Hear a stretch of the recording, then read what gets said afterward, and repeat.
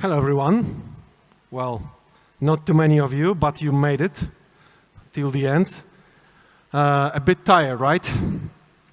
So I do promise to do my best to keep you awake. Who am I, anyway? My name is Igor. I led my first project back in 2003. And ever since then, I worked for small and medium enterprises, startups, and some big corporations. And the people usually refer to my style of management that I was, well, effective, that I speak pretty good English, and the third thing they told me was that I'm difficult. Maybe because of my inbred bullshit detector. I was this annoying guy at the meetings who loved to ask questions such as, why? What for? Or what does it have to do with this strategy that you announced like 2 months ago? And as you can imagine, this actually helped with this effectiveness. Because in the long term, it was good for the project, for the company. But I will not bullshit you.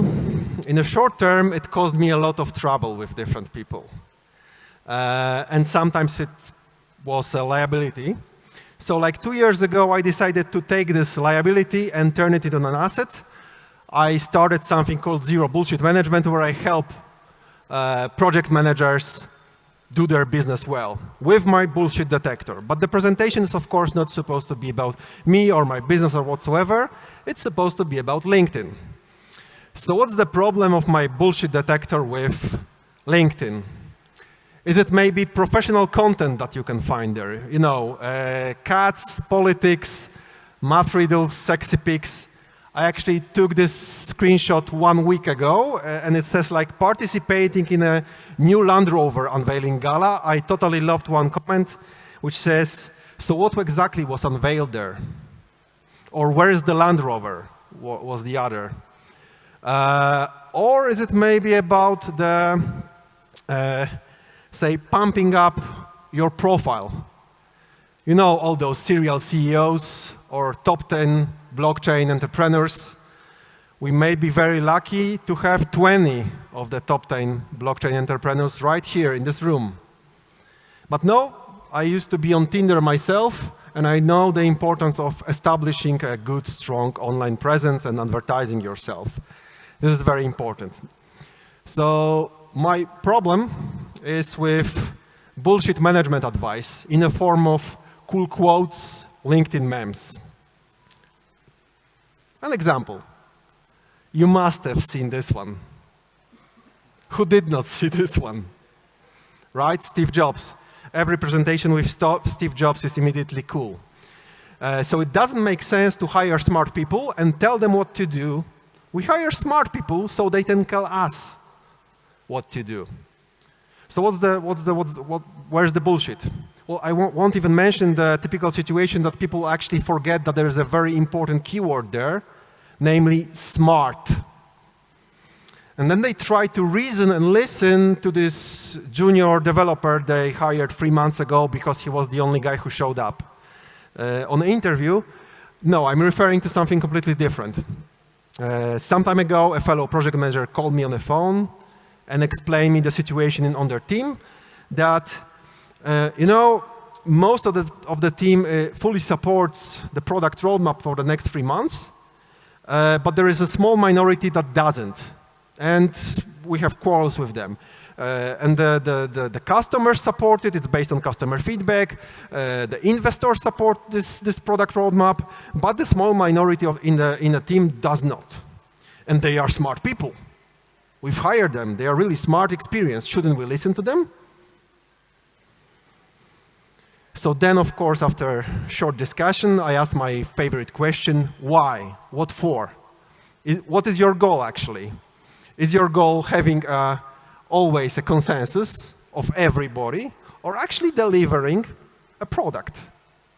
Because if you are trying to always follow Steve Jobs' advice and always listen, always discuss, to always have a full consensus in your team, with smart people, it's freaking impossible to have like 12 people on a team to always agree on everything. If you do have, then I'm sorry, but they are bullshitting you, they are lying. And if they are quarreling and you are trying to always make everybody agree on everything. It has even a name, paralysis by analysis. You will never reach anything. And the other famous quote from the very same guy is that real artists ship. You will never ship if you're going to constantly listening. I have another example related to this. Hopefully perfect for this place, because I can imagine there are some founders, hopefully, on a vicinity. And some of the founders might have even partners, co-founders. So some time ago, I've been having a beer with my friend who's his startup, it's not a unicorn, but it's semi-successful. So during the first beer, a good craft one, we had discussions about weather, politics, the barmaid. But as we, well, dove deeper into the beer, so somewhere around third one, we started to bring the heavy stuff. And the heavy stuff for him was his relationship with his co-founder, with his partner. And he told me basically like that he wants to hit the Asian markets because it looks promising, and his partner doesn't want to. And they had quarrels. He kind of felt like the arguments his partner gives him are kind of crappy. Well, and he brought it up, and we started to discuss it while drinking a beer. And somewhere after the fourth one, I asked a very stupid question. Have you ever actually, discussed your fundamental goals and values, especially in context of this business, but maybe in general too? And he said, yes, of course. Well, you know me well. I'm this guy that reach for the stars, make an impact, make Poland famous. And yeah, you've heard about my partner. What's important for him is his family and stability. Asian markets, so flying to Shenzhen all the time and all those places, and family and stability. You can listen. You can have meaningful discussions, constructive quarrels. Everything is great, provided you have common goals. You can have those discussions about how to reach a common goal. But if you have two different goals, those discussions won't lead you anywhere. So listening, even to the smart people all the time, is not always the best option. Sometimes it's even better in such circumstances to maybe part ways, because you are basically wasting your time. Well, I told you, zero bullshit. The second. This story, so fail fast, fail early, fail often, failure is wonderful, let's fail all together. This one's, of course, I'm not this smart guy who knows everything. This story will be about me. Then, not me as a smart advisor. So I was managing this knowledge sharing platform for a big corporation. Freaking boring thing, but important. And we took over development after a team in a different country. First release was a failure. Second release was even bigger failure. By failure, I mean, of course, enormous delays, problems with bugs, pissed off emails from stakeholders, etc. So we are having underway the third release, and the symptoms, the problems are more or less similar. So basically, last-minute change requests from stakeholders. Anybody who's ever done some releases, especially of already mature product with lots of stakeholders who have lots of ideas, knows what I'm talking about. Just maybe this small feature, it's very important for us. I try to streamline this. Streamlining is a wise word for basically saying, no, we're going to do it in the next release. So I tried to streamline it. I failed. There was a huge pushback. So I went to my manager and explained him the situation. Like, hey, the situation is like that. If you don't help me, we will freaking fail. And then suddenly his face went like, and he said, failure is good. Fail fast. Fail often. That's the startup way. We should do more startup. I read it on LinkedIn. Oh, sorry. Sorry. If you are doing something, you should do your freaking best to succeed. And if, despite that, you fail, then your job is to sit and figure out what went wrong, learn from it, in order not to repeat that. And only then failure is beneficial. Otherwise, it's just a stupid fucking excuse. And I keep hearing it all the time. And of course, leadership. Leadership über alles.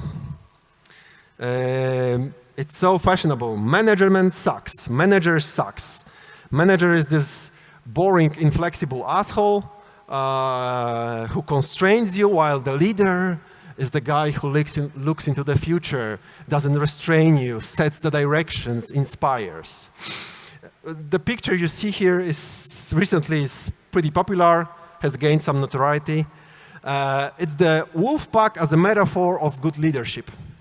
I'm going to skip the whole story, but the three red ones at the front are the old and tired ones. So they pace the whole group.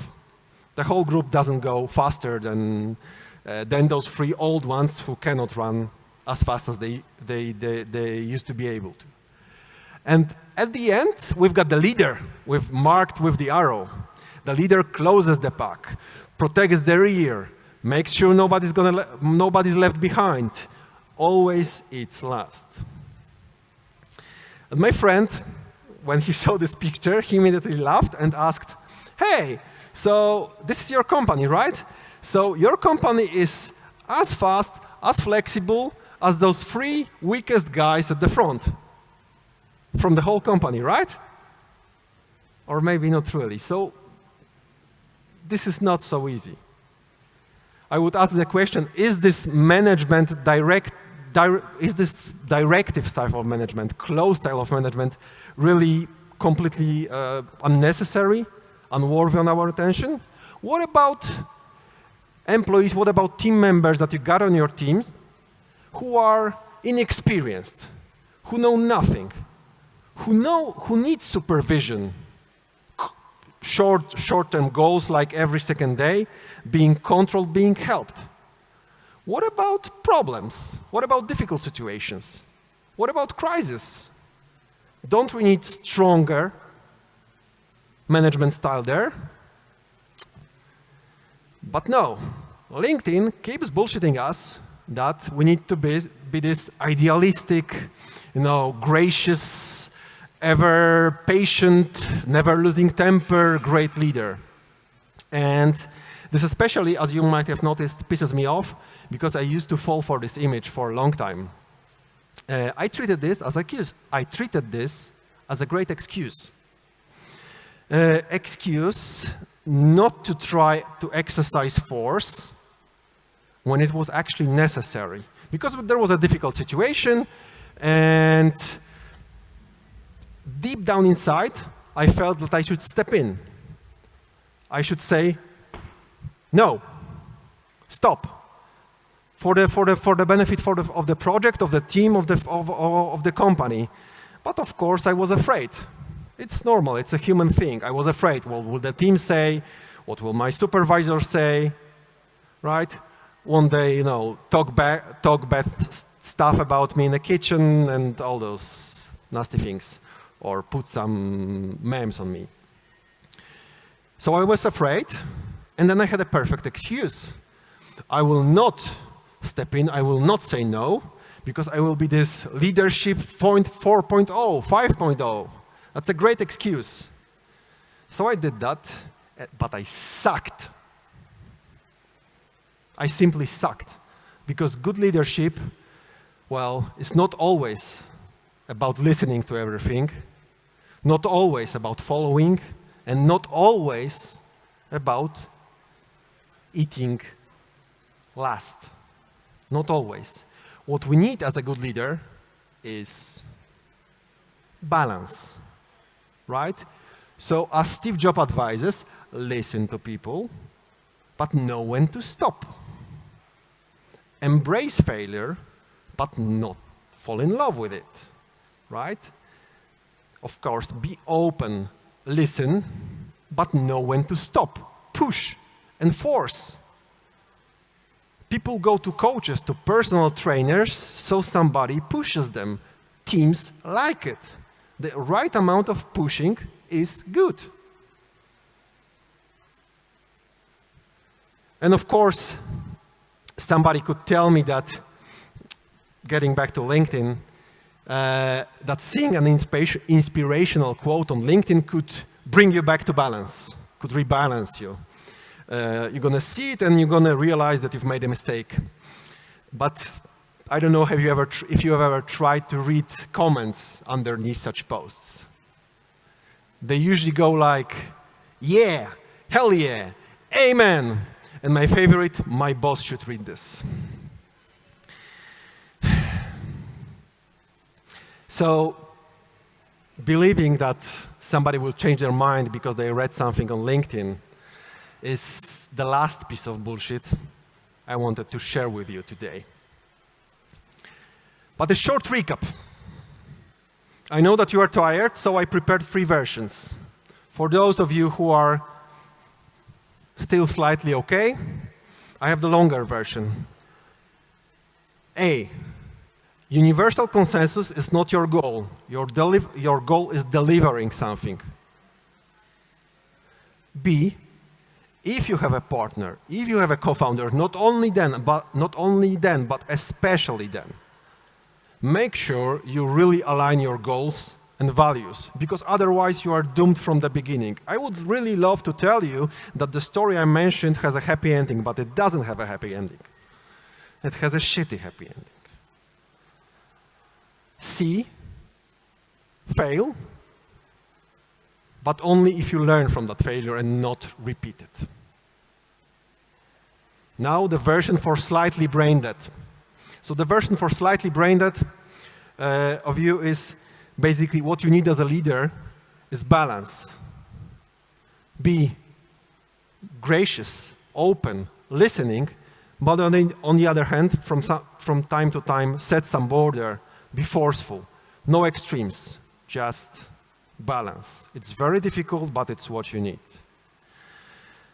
And third, for really brain dead, piece of summary, LinkedIn is really especially LinkedIn memes and quotes, is really the last place you should be looking for management advice.